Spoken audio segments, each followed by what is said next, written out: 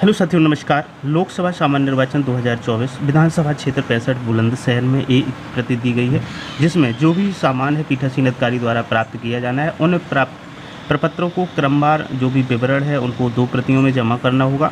तो इनमें कौन कौन से विवरण के अंतर्गत क्या क्या चीज़ें आएंगी वो सब डिटेल हम लोग इस वीडियो में जानेंगे। तो शुरू करते हैं इस वीडियो को बिना किसी समय को बर्बाद किए। तो शुरू करते हैं। सबसे पहला पॉइंट है पोलिंग पार्टी संख्या, यहाँ पर लिखना होगा। उसके बाद मध्य स्थल की संख्या और नाम लिखना होगा। और इसके बाद में अब हम शुरू करते हैं मेन जो पॉइंट्स हैं ज़रूरी। तो सबसे पहली लाइन का नंबर में जो लिखा हुआ है, पीठासीन अधिकारी द्वारा सर्वप्रथम खुला जमा किए जाने वाले प्रपत्र प्राप्तकर्ता सही पर क्लिक करें। तो जो खुले प्रपत्र आपको जमा करने हैं उनको देखना है। सबसे पहले पीठासीन अधिकारी का सादा एक डायरी होगी प्रति, उसमें यदि प्राप्तकर्ता सही पर टिक करते जाएं। 2 प्रतियों में ये सभी प्रपत्र बनाना है, फिर से एक बार याद दिला दूँ। उसके बाद पीठासीन अधिकारी की प्रिंटेड डायरी होगी, यहाँ पर 2 प्रतियों में, अनलग्नक सेवन जिसको बोलते हैं। उसके बाद मतपत्र लेखा बनाया जाएगा 2 प्रतियों में, जो 17 गा होगा। उसके बाद में 17 का पंजिका जिसकी 1 प्रति होगी। और उसके बाद PS5 जो 2 प्रतियों में बनाया जाएगा। ये महत्वपूर्ण प्रपत्र रहता है PS5, इसी के लेकर थोड़ा हमेशा कन्फ्यूजन बना रहता है, तो इसको विशेष ध्यान से भरने की आवश्यकता है। उसके बाद में बिंदु 16 बिंदु 22 बिंदु और 27 बिंदु की रिपोर्ट 2 प्रतियों में।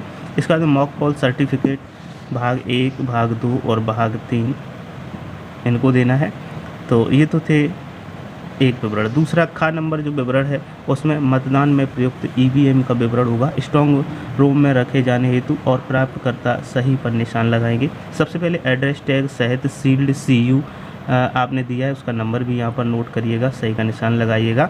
इसके बाद CU बॉक्स के साथ लिफाफे में बंधा हुआ मतपत्र लेखा जो 17 गा होगी उसकी 1 प्रति इसमें लगानी होगी। इसके बाद एड्रेस टैग सहित सील्ड BU का नंबर यहाँ पर नोट करना होगा और जो आपने दिया है उस BU को सही का निशान लगाएं। इसके बाद एड्रेस टैग सहित VVPAT का नंबर होगा।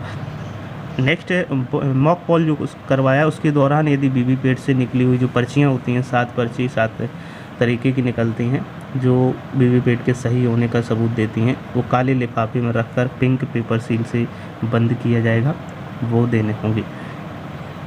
इसके बाद में हरे रंग का लिफाफा आपको जो सांविधिक लिफाफा के रूप में देना होगा, तो उसमें निर्वाचक नामावली की चिन्हित प्रति की सील्ड लिफाफा होगा।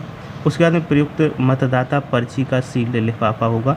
इसके बाद में अप्रयुक्त निवेदित मतपत्रों का सील्ड लिफाफा होगा। इसके बाद में प्रयुक्त निवेदित मतपत्रों व प्रारूप 17 खा सूची का सील्ड लिफाफा। इनको सबको एक साथ हरे रंग के लिफाफे में बंद करके देना होगा। इसके बाद में पीले रंग का एक लिफाफा मिलेगा, उसमें निर्वाचक नामावली की चिन्हित प्रति से भिन्न प्रतियां। तो चिन्हित प्रति क्या होती है, जो P1 होता है और P1 जिसका वो डलवाता है उसको जो चिन्हित करता है, उस पर लाइन करता है, गोला करता है या स्टार बनाता है, वो चिन्हित प्रति बोली जाती है। उसकी भिन्न जो भी प्रतियां इसमें डालनी है पीले लिफाफे में। इसके बाद प्रारूप 10 में मतदान अभिकर्ताओं के नियुक्ति पत्र का लिफाफा डालना है। इसके बाद प्रारूप 14 की चुनौती दिए मतों की सूची का सील्ड लिफाफा होगा। और इसके बाद प्रारूप 14 का में नेत्रहीन और अशक्त निर्वाचकों की सूची तथा उनके साथियों की घोषणाओं का लिफाफा इसमें रखा जाएगा। इसके बाद नेक्स्ट होगा निर्वाचकों से आयु के बारे में प्राप्त घोषणा व ऐसे निर्वाचकों की सूची का लिफाफा होगा। और नेक्स्ट इसी में रहेगा चुनौती दिए गए इनकी चैलेंज मतों के संबंध में प्राप्त पुस्तिका और नकदी का लिफाफा होगा। इसके बाद में अप्रयुक्त और क्षतिग्रस्त पेपर सील का लिफाफा होगा। अप्रयुक्त मतदाता पर्ची का लिफाफा होगा। इसके बाद में अप्रयुक्त व क्षतिग्रस्त स्पेशल टैग का लिफाफा होगा। इसके बाद में अप्रयुक्त और क्षतिग्रस्त पिंक पेपर सील का लिफाफा होगा। तो ये जो भी हैं अप्रयुक्त या क्षतिग्रस्त जो एक्स्ट्रा दिए जाते हैं उनको रखना होता है। यदि कोई फट जाती है तो दूसरी प्रयोग करते हैं, यदि दूसरी नहीं फटती है तो एक सही रहती है तो उन्हीं के ये भरे जाएंगे। तो ये एक लिफाफे में इतनी सामग्री देनी होगी।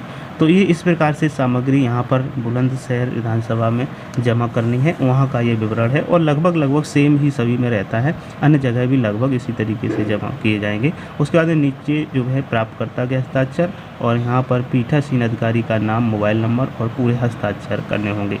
तो उम्मीद करता हूँ ये जानकारी आपको समझ आई होगी, और यदि आवश्यकता है ऐसी जानकारी की तो आप हमारे चैनल को सब्सक्राइब करके रखिएगा।